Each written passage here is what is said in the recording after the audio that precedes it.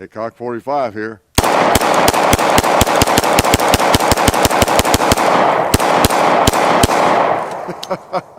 I limp wristed one of them, I think, in the left hand. Imagine that. Yeah, Hickok 45 here. We have two Glock 20s. What's better than a Glock 20? Two Glock 20s. So we'll get that round. Let's go ahead and empty it. That's not fair. All right, see if I can not limp wrist it. There we go. All right, you got to watch that left-handed, especially if you're maybe in a different position like I was. My elbow bent, I wasn't, really stretched out. See, any other excuses I can make so I don't look so bad? No, everything is a learning lesson for you, right? So yeah, we got two Glock 20s, and really just couldn't resist since I had both of them out to do a little dual wielding. But basically, I'm going to compare these two mainly in terms of recoil, okay, and the shootability, just recoil. It's just Gen 3 and Gen 4. Gen 4 has been out a long time. You got your back straps, you got all those choices back there. You got the different grip texture, you got the different spring setup, and I mentioned in I think the Gen 4 video that I expected maybe one reason I bought it was with that new spring setup, makes more sense. A lot of people can't tell any difference in a 9mm, maybe a 40, I don't know, in a Glock between Gen 4 and earlier models in recoil and all that, recoil impulse. Well, you know what? I can tell a little difference generally. Now, with a Glock 20, that makes a lot of sense, Gen 4. Why don't I have one? So I remedied that situation without having shot one. And so anyway, I thought it might be interesting to you all to get my impression. John's tried it, and see what we think about the difference between the Gen 4 and the Gen 3, because these are hard kicking firearms, generally speaking. I mean, the Glock absorbs it well, and they don't hurt you or anything, but I mean, they're not 9mm, they're not 380s. And before I start, what I'm doing here is, and I hadn't done this until a day or two ago, I thought, well, got the Gen 4 for the reason I just discussed, and let me see if I can tell the difference. So I got them out, and I shot them yesterday or day before, side by side, and I thought I'd do it for you all with 2 or 3 different power factors of ammo, and let you know what I think, and let you know what John thinks. Okay, so let's do it. I'm gonna start out with the range ammo, okay, that I was just shooting, and that didn't tell me anything, of course, what I was doing there, because I was firing with 2 different hands, arms, extremities, right? So I need to be firing the same way, which I've done some already. Okay, and I'm not going to have enough, but we'll load that one back up. This is 180 grain ammo. It's kind of the American Eagle standard range ammo, and it's not nearly as strong as some of the hunting ammo or the trophy bonded, of course. But it really doesn't matter for what I'm doing today. I'm not hunting. I am comparing, all right, and see what I think, see what you think. If you've done this, if you have shot both, let me know what you think. And I'll tell you, it's like a lot of things. You really do need to do it side by side. You might have had a Gen 3 Glock 20, or we could name other firearms, comparisons. And then you sold it, and then you got a Gen 4, let's say, and you go out and you shoot it, and you think, wow, I can tell the difference. Maybe, but it's been a while since you fired the other one, and you just you don't remember it right. Maybe, I mean, you need them side by side, don't you? Unless there's some dramatic difference. If I fire a 22 long rifle one day and it's a whole month before I fire a 458 Win Mag, I probably will notice a difference, right? That's valid. But with this, you just need to, I think, fire them side by side. Okay, so we've got I don't have talon grips yet on the Gen 4, but got them on this. And that's really the difference in the feel. You got the beaver tail and all that. So there's a little bit of difference in the feel of the firearms. but not anything really dramatic. Okay, so now what I want to do, I'm just gonna, I don't know what I'll shoot at, but I want to keep it kind of the same. I'll shoot some stuff here, maybe a cowboy and a hog and a plate or whatever. I want to have a similar experience with both firearms, kind of firing about the same pace, whether I'm trying to fire fast or more deliberately or whatever. Because what I'm looking for, you know, you could fire a couple, these two guns side by side, but I don't know, if you're not doing the same thing and you're not paying attention to sight reacquisition and how the front's bumping or bouncing around, the sight, front sight's bouncing around, you know, you just maybe not get a good impression. All right, so I've got both mags loaded, so I'm going to get them hot, both of them, and get them right here, pointed down range. Okay, and so I can grab them, and I'm just going to probably stand right here, and maybe I'll shoot the hog. And I may lay them back down. I don't necessarily do that, you know, with a hot firearm, but they're pointed safe direction. And yeah, I think that'll be a good test. Okay, so 180 grain American Eagle. I'm gonna just get a feel for the difference. Gen 4. Remember, the Gen 4 is the one with this grip, and of course I got Talon grips on the Gen 3. So I'm gonna get them both hot. All right, I'll shoot maybe these two plates and that hog a little bit here.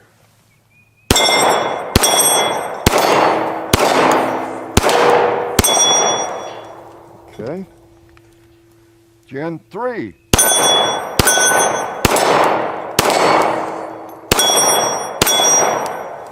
Wow.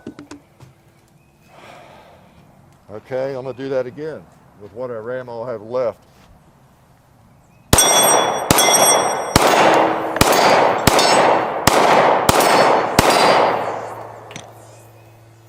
Gen 3.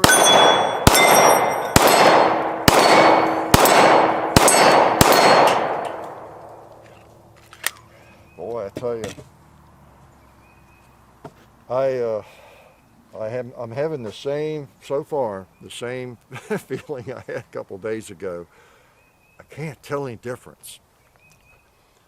Gosh, if anything, the Gen 3 almost feels better. I think it may be the grip.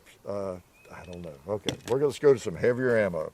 Yeah, I there's just not the difference I thought there would be. Okay? All right. I'm trying to get to the point, and that was my, I wanted to do it again today to make sure, because, you know, different days, you know, well, maybe I wasn't as sensitive the other day. But I'll tell you, I can't tell. I cannot tell the difference, really.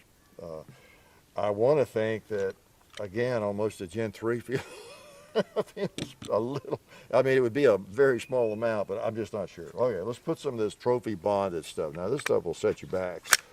All right. Maybe I can get a better impression of this stuff. All right. Okay. So, Gen 4.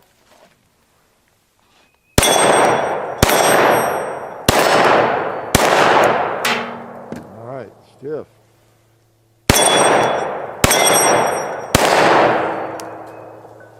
Okay. Try that again.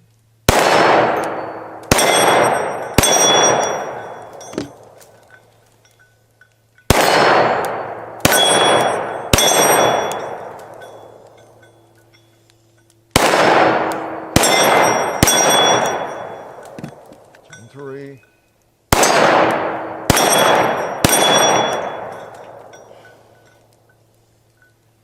Try a bowling pin.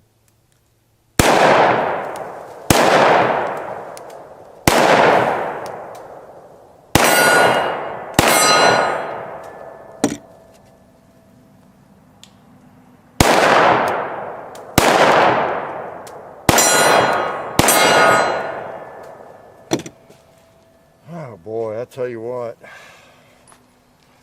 I can't really tell. You know what, It's going to sound like an ad for Talon grips. Hey, the truth is the truth. They really, I probably should have taken them off or something. They feel a little bit better with under that recoil. As far as the, I don't know. I just can't really tell you the difference. Let me try this Underwood. Okay. I'm not going to shoot all this stuff up. I have come pretty much, the verdict is in. All right. There's just not enough difference for at least me to tell the difference. Okay. So we'll put, what's that, 8 in each one of these. See if I can come to a conclusion. If any of you are out there with your Gen 3 thinking you need to upgrade, you're just not with it, and hopefully this will help you. Okay, so got 8 in each one. These are pretty stout. Bare loads. Hot. Hot. All right, I'll start with the Gen 3 this time. I tell you, I don't know. Let me shoot it. I'll shoot a couple at long range too, whether I hit or not. I'm focusing more on, I'll shoot at the gong, but I'm focusing more on, I'm not sure where to hold the sights really, but I'm focusing on the feel of it, the felt recoil. Okay. How much it knocks around the gun, me.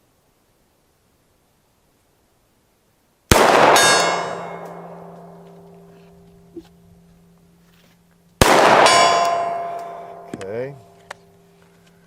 Gen 4.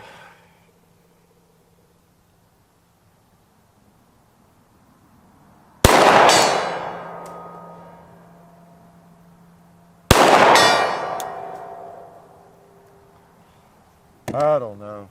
Okay, let me try the red plate or the black plate down here by the tree. Put a couple.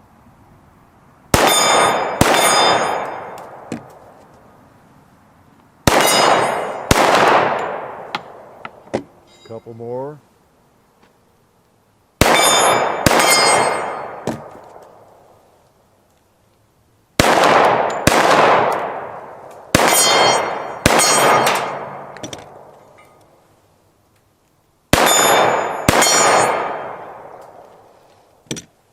All right. There might be 1% difference in the recoil with the Gen 4 or 2%. I'd hate to bet my life on it. It could be the other way. It might just really minimal or totally imperceptible really for me. Again, the thing that's shading my opinion is I get a little softer grip here with the Talon grips. The grip just feels a little bit better under that recoil because these things do kick and they don't sting you, but you're firing something, the vibration and everything, and that feels better. So I probably should have taken those off.